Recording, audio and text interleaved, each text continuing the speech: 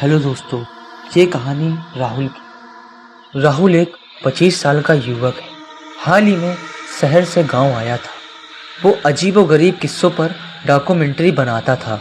गांव के लोगों से कोठी के बंद कमरे की कहानी सुनकर उसमें दिलचस्पी जाग गई। एक कमरा बंद है तो ऐसा क्या है उसमें?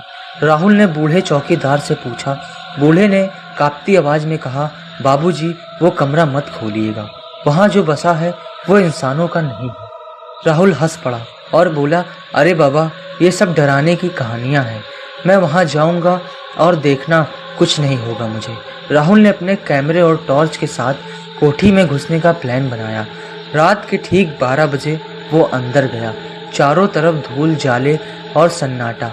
हवा भी अजीब सी गूंज रही थी। सीढ़ियां चढ़ते हुए वो तीसरे मंजिल पर पहुंचा। वहां एक भारी भरकम लकड़ी का दरवाजा था, जंजीरों और तालों से बंद। राहुल ने ताला तोड़ दिया। दरवाजा धीरे धीरे करके खुला। कमरे में बिल्कुल अंधेरा था।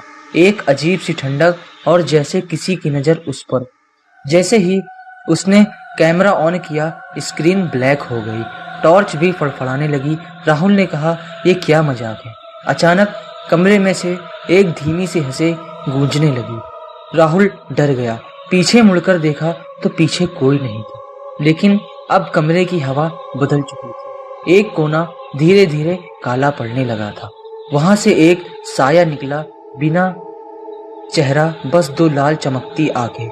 राहुल डर से कांप उठा और कहा, कौन हो तुम? वो साया कुछ नहीं बोली, बस धीरे धीरे उसकी ओर बढ़ने लगा। राहुल भागने को हुआ, पर जैसे उसके पैरों में जान ही नहीं बची। फिर अंधेरा छा गया।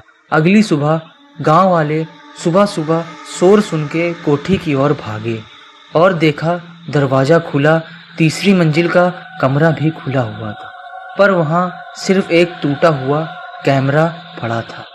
दीवार पर खून से लिखा था, अब दरवाजा बंद मत करना। एक और आत्मा जुड़ गई है। राहुल कभी नहीं मिला। पुलिस आई, जांच हुई, लेकिन उसका कुछ पता नहीं चला।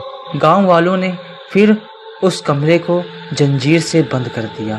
पर आज भी कभी कभी रात के 12 बजे उस कोठी से किसी की हंसने की आवाज आती है और वो बंद दरवाजा धीरे धीरे खुद ब खुद खुलने लगता है।